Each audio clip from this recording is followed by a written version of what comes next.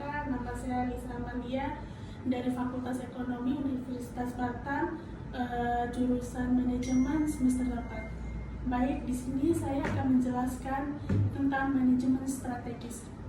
Apa sih manajemen strategis itu? Manajemen strategis adalah proses atau rangkaian aktivitas pengambilan keputusan yang sifatnya mendasar dan menyeluruh, disertai dengan penetapan cara pelaksanaannya yang dibuat oleh pimpinan organisasi dan diimplementasikan oleh seluruh jajaran di dalam organisasi tersebut untuk mencapai tujuan. Selanjutnya saya akan menjelaskan tujuan manajemen strategis. Setidaknya di sini ada 7 tujuan manajemen strategis. Yang pertama adalah memberikan arah jangka panjang perusahaan yang bakal dicapai. Yang kedua, membantu perusahaan beradaptasi pada setiap perusahaan. Yang ketiga, membuat kinerja perusahaan menjadi lebih efektif. Yang keempat adalah mengaplikasikan dan mengevaluasi strategi yang disepakati dengan efektif dan efisien. Yang kelima adalah membuat strategi baru untuk menyesuaikan dengan perkembangan lingkungan eksternal. Yang keenam adalah meninjau ulang kelebihan dan kelemahan serta mencermati peluang dan ancaman bisnis perusahaan. Dan yang terakhir adalah berinovasi pada produk dan layanan sehingga selalu disukai oleh konsumen. Selanjutnya adalah proses manajemen strategis. Idealnya, proses manajemen strategis berpedoman pada pemahaman yang mendalam dan utuh tentang pasar, lingkungan, eksternal, dan kompetisi. Berikut ini ada 3 proses penetapan manajemen strategis dalam bisnis. Yang pertama adalah tahap formulasi, yang kedua adalah tahap implementasi, dan yang ketiga adalah tahap evaluasi. Selanjutnya saya akan menjelaskan tentang visi misi perusahaan. Apa sih visi misi dari perusahaan itu sendiri? Visinya adalah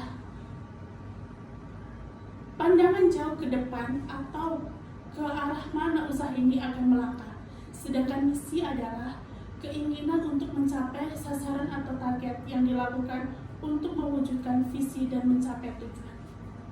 Selanjutnya, tujuan perusahaan pada dasarnya berjangka panjang dengan tugas yang harus diselesaikan selama waktu itu dan akan mengarahkan kinerja perusahaan. Adapun penetapan tujuan perusahaan adalah yang pertama, untuk mencapai keberhasilan usaha, mengatur dan membentuk kerjasama dengan perusahaan lainnya. Selanjutnya adalah untuk melakukan merger dengan masyarakat lain. Yang keempat adalah mengundang orang-orang yang mempunyai keahlian untuk bekerja sama. Dan yang terakhir adalah menjamin adanya fokus tujuan dari berbagai persoalan yang ada di dalam perusahaan. Seorang wirausaha di dalam kegiatan usahanya harus dapat mewujudkan tujuan perusahaan sedikit demi sedikit dan tetap fokus pada pencapaian tujuan utama perusahaan. Selanjutnya adalah strategi tingkat bisnis. Membahas tentang bagaimana perusahaan akan bersaing dalam industri tertentu.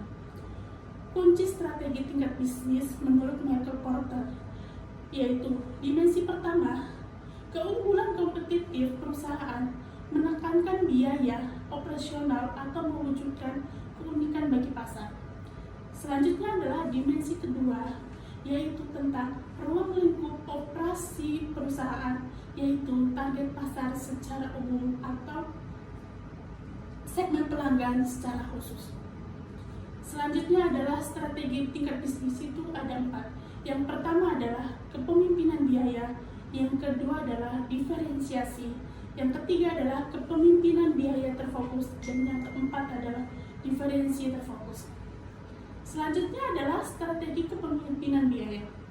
Sebuah perusahaan yang menggunakan strategi kepemimpinan biaya menawarkan produk atau layanan dengan kualitas fitur yang dapat diterima banyak pelanggan dengan harga rendah. Strategi kepemimpinan biaya, perusahaan yang menggunakan strategi ini berusaha menggabungkan laba per unit yang rendah dengan penjualan besar untuk menghasilkan laba. Perusahaan dengan strategi ini berhasil menekankan biaya dengan melakukan efisiensi di setiap langkah rantai nilai, produksi manufaktur, penjualan, dan layanan pelanggan. Banyak perusahaan dengan strategi biaya rendah mengandalkan skala ekonomi untuk mencapai efisiensi. Keuntungan yang tinggi dapat dinikmati jika cost leader memiliki pangsa pasar yang tinggi. Pesaing dengan harga tinggi tidak akan mau bersaing secara langsung dengan perusahaan yang lebih efisien atau yang berbiaya rendah. Selanjutnya saya akan menjelaskan tentang diferensiasi.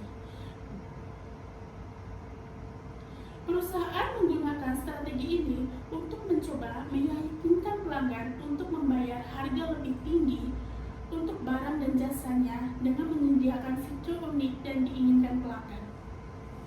Keberhasilan menggunakan strategi diferensiasi tidak hanya bergantung pada menawarkan fitur unik, tetapi juga mengkomunikasikan nilai fitur ini kepada calon pelanggan.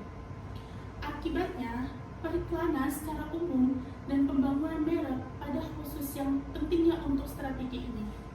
Sejauh diferensiasi tetap ada dari waktu ke waktu, loyalitas pembeli dapat diciptakan. Strategi diferensiasi menciptakan manfaat yang relatif terhadap calon pendatang baru. Di sini ada resiko besar saat menggunakan strategi diferensiasi, yaitu pelanggan tidak akan bersedia membayar ekstra untuk mendapatkan fitur unik yang coba dibangun oleh perusahaan. Selanjutnya, strategi ini dapat menjadi strategi tingkat bisnis yang efektif sejauh perusahaan menawarkan fitur unik yang meyakinkan pelanggan untuk membayar premi untuk barang dan jasa mereka.